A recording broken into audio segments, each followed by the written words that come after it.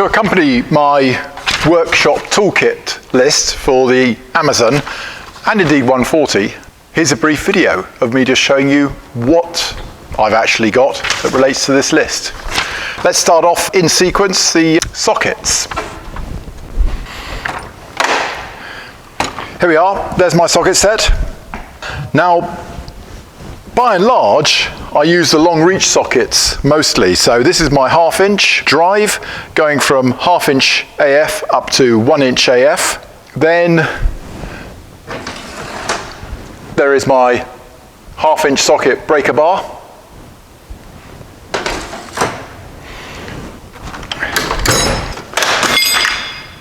The big torque wrench, that's 40 to 200 Newton meters.